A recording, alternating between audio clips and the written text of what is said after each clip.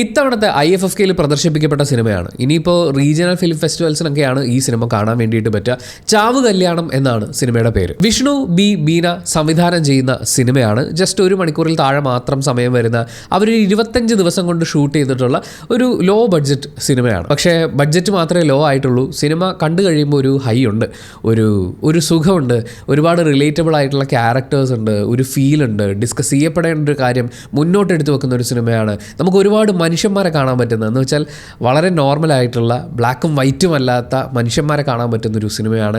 മൊത്തത്തിൽ ഞാൻ ആസ്വദിച്ചിരുന്ന് കണ്ട, ഇടയ്ക്കൊക്കെ ചിരിച്ച് കണ്ട ഒരു രസമുള്ള സിനിമ അനുഭവമാണ് എനിക്ക് ചാവ് കല്യാണം. ഒരു വലിയ തറവാട്ടിൽ ഒരു മരണം ഉണ്ടാകുന്നു. അവിടുത്തെ അപ്പനാണ്. അപ്പോൾ അപ്പന് മക്കളും കൊച്ചുമക്കളൊക്കെ ഉണ്ടല്ലോ. ഇവരെല്ലാവരും കൂടി ഒരു വീട്ടിൽ ഒത്തുകൂടുന്നു. ഏതാണ്ട് 16 ദിവസത്തോളം ഉള്ള കാര്യങ്ങൾ നമ്മൾ കാണുന്നുണ്ടെന്നാണ് ഞാൻ മനസ്സിലാക്കുന്നത്. അതിനുശേഷം ഇവരെല്ലാവരും വീണ്ടും ഒത്തുകൂടുക എന്ന് പറയുന്ന ഒരു സാഹചര്യത്തിലാണ് സിനിമ അവസാനിക്കുന്നത്. ഇതിനിടയിൽ അവിടെ സംഭവിക്കുന്ന കാര്യങ്ങൾ, ബന്ധങ്ങളിലുണ്ടാകുന്ന മാറ്റങ്ങൾ, ചില അറിവുകൾ, തിരിച്ചറിവുകൾ, അങ്ങനെയുള്ള കുറേ എലമെൻസിനെ വളരെ രസമായിട്ട് ഈ ഒരു തീം നമ്മൾ ഒരുപാട് സിനിമകളിൽ കണ്ടിട്ടുണ്ട്. ഇപ്പോൾ ഈ മൈ ഔവിൽ നമ്മൾ അതിൻ്റെ ഒരു ഭീകരവശം കാണുമ്പോൾ, വ്യസന സമേതം ബന്ധുമിത്രാദികളിൽ നമ്മൾ അതിൻ്റെ ഒരു രസകരമായ സൈഡാണ് കണ്ടത്. അതിനു മുൻപും ഈ സിമിലർ വിഷയം കൈകാര്യം ചെയ്തിട്ടുള്ള സിനിമകൾ ഉണ്ടായിട്ടുണ്ട്. പക്ഷേ ഇത് ഡിഫറെൻ്റ് ആണ്.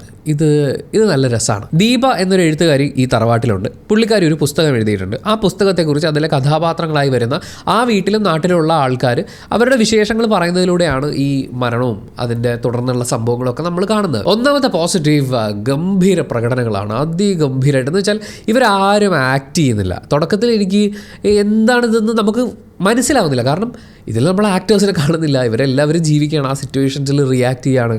അതൊരു ഭയങ്കര പരിപാടിയായിരുന്നു. അവസാനമൊക്കെ ആകുമ്പോഴേക്കും എനിക്ക് ഇവരെ എല്ലാവരെയും അറിയാം എന്ന് പറയുന്ന പോലത്തെ ഒരു ഫീലിലേക്ക് എത്തി. വളരെ കൺവിൻസിംഗ് ആയി, വളരെ സബ്റ്റിലായി, വളരെ റിലേറ്റബിൾ ആയിട്ടുള്ള പെർഫോമൻസുകൾ. ആ പെർഫോമൻസുകൾ കിട്ടുന്നതിൻ്റെ കാരണം അത് എഴുതി ഉണ്ടാക്കിയിരിക്കുന്നത് അത്രയും രസമായിട്ടായതുകൊണ്ടാണ്. 2 സിനിമയിലെ പ്രണയങ്ങളാണ്.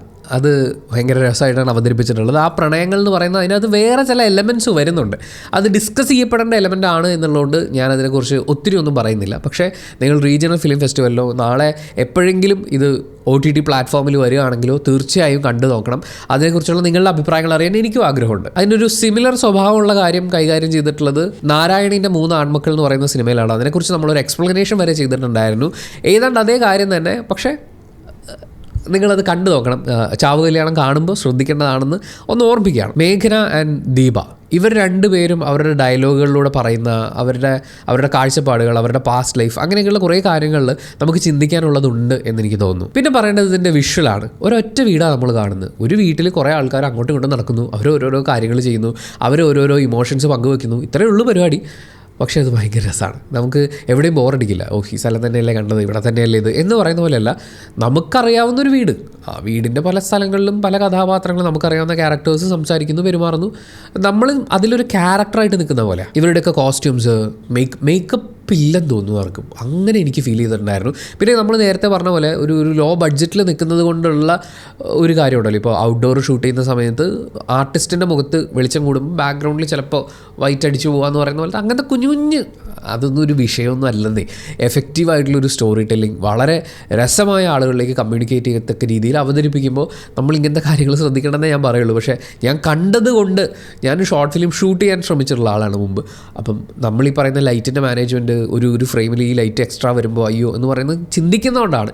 അല്ലാതെ ഇതിൽ കുറ്റമായിട്ട് പറയാനുള്ള ഒന്നുമില്ല.